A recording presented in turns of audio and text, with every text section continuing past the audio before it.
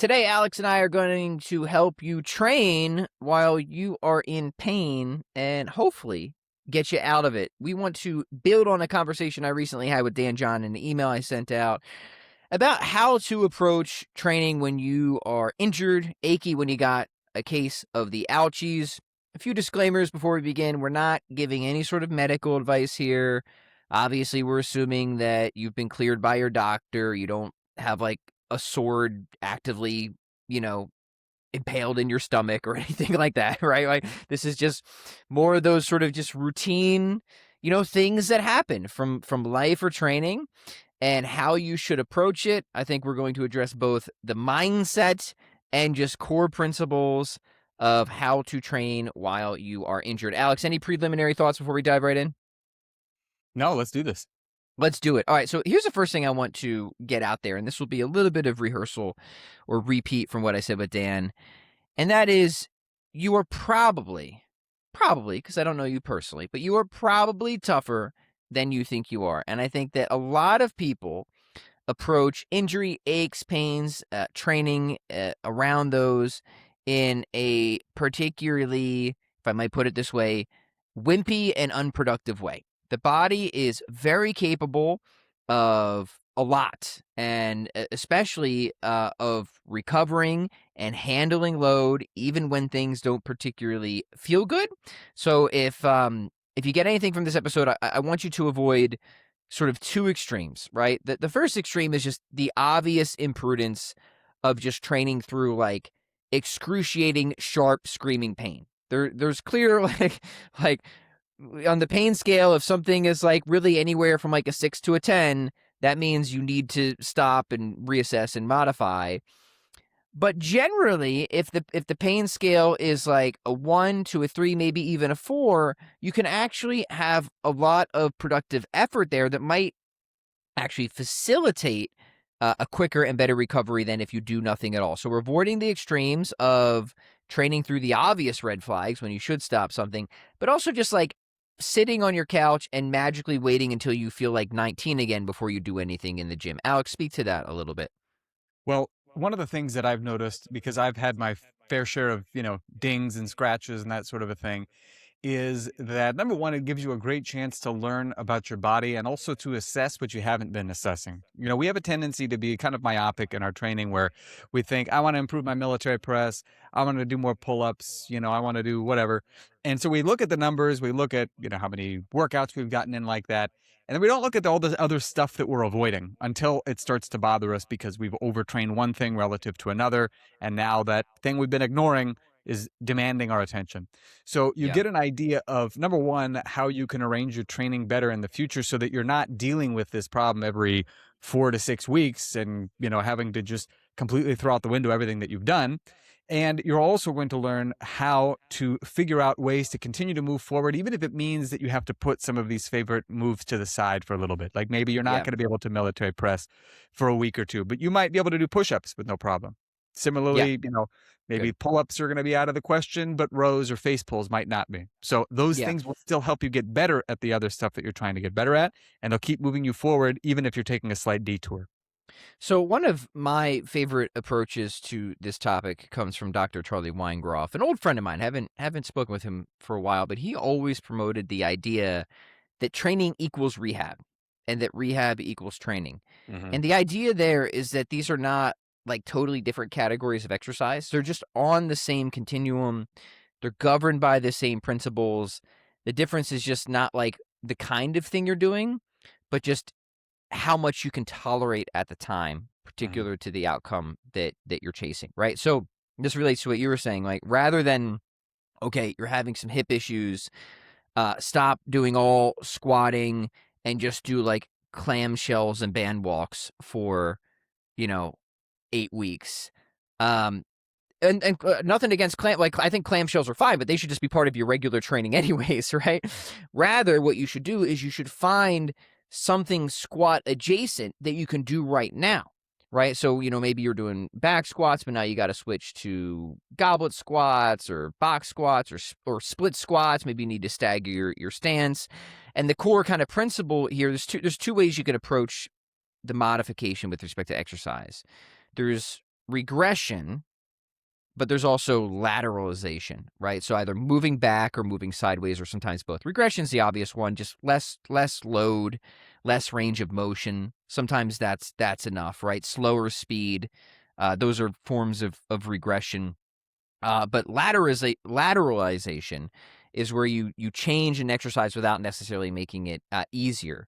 So this is where you start to play off of like themes on a variation. You look at different squat variations, different pressing variations, until you find something that is accessible but still sufficiently challenging to move you forward in your both training and rehab process. So, all right, there you go. That's my first point, Alex. Over to you to build on that. I want to build on that specifically with the idea of training for something that is far above your current capabilities, but taking exactly what you talked about with the lateralization and using it, both the lateralization and then the rehab equals training and training equals rehab concept, with an example that I did actually just last year. For years, I'd wanted to do this very high rep lunge program. In the back of my head, my question was, how many more pistol squats is it going to help me do just by virtue of strengthening my overall base? And generally speaking, when you're doing anything for high reps, I'm a big believer that more volume equals more variety. And I had to come to this conclusion kind of the hard way by, just sort of overdoing it on certain movements over a period of time. So what I was doing was I would gradually add more and more reps, but I would do for the lunges. But in the rehab equals training, training equals rehab vein, one of the things that I was doing before I started my workouts is I would do stuff for the sides of my hips to keep the sides of my hips strong. So that way I was not going to be over relying on the quads and overdeveloping them relative to those muscles. I was doing a lot of hip thrusts. I would do, swings, things like that. In between sets of the lunges, I would do hamstring curls. And for the lunges themselves, in terms of the lateralization, I would do forward walking lunges, backward walking lunges, Cossack lunges, side to side, Yep. curtsy lunges, doing kind of like a rotational movement, 10 and 2 lunges where it's not straightforward, but kind of off to the side. And by the time I finished my last workout, I did a total of 250 deep lunges per leg. So we're not talking like halfway, like deep enough to have been like pistol squat depth. Yeah. And took a long time, took a lot of energy out of me, but I never got injured throughout the entirety of the program. And it was twice a week for, I think, like 12 weeks. And at the end, I doubled the number of pistols I could do from 15 per leg to 30 per leg without training the pistols, without getting any injuries. And a lot of this came from having gotten injuries and having overdone it and having had to learn the lesson a couple of times not to overdo it on any one particular variation, and to take the exact lessons that you talked about, rehab equals training and training equals rehab, and then moving laterally, took them not as like a plan B, but as part of my plan A, so that I could keep moving forward without running into the wall that a lot of people run into, which is a tweak, stiffness, injury, or anything like that. Yeah, great. Okay, the next thing I want to talk about is pain now and pain tomorrow, because these are good, I think, ways to assess whether you're on the right track or whether you need to further modify. So a lot of people just assume that if anything hurts in training, that's bad, stop. But that's not true. That's not best practice. What matters is how much it hurts and in what way it hurts. So if you're having like sharp 9, 10 out of 10 shooting pain, yeah, you need to stop immediately and go figure out what's going on, right? Yeah. But say you're dealing with elbow tendonitis, something I have familiarity with. Okay, you kind of know what it is. You kind of know the kind of pain that it is. The goal is not zero pain ever. That's actually counterproductive, because that will mean like zero movement ever. Anybody who's ever had bad elbow tendonitis is like, you just can't get away with opening the fridge without some degree of discomfort, right? The goal is to hit a certain amount of load within a pain threshold to increase and develop more tolerance over time. So generally the best practice is not no pain whatsoever, but try to keep the pain in your training somewhere between like a 2 to 3, maybe 4. For more advanced athletes, sometimes you can even push to like up to a 6, but that's riskier. But so most people, like 2 to 3-ish is kind of the safe thing. So that's the pain today, when you're training. But then the other thing you need to keep in consideration is the pain tomorrow. And this is really the key. If you feel considerably worse the next day, that means you probably went too far. And it might not have been too far on just like you allowed too much in terms of discomfort. You might have just done too much volume. So, okay, you were 2 to 3 on the pain scale. That was fine, but you did it for like 6 sets, and you really just should have done 3 sets or something Mhm. like that. So these are probably perhaps even the two most important things to keep in mind is how much pain or discomfort you allow now in your training, but then evaluating that in light of how you feel tomorrow. If the next day is about the same or even better, that's a great sign. If it's noticeably and considerably worse, then you need to further modify. Alex, back to you.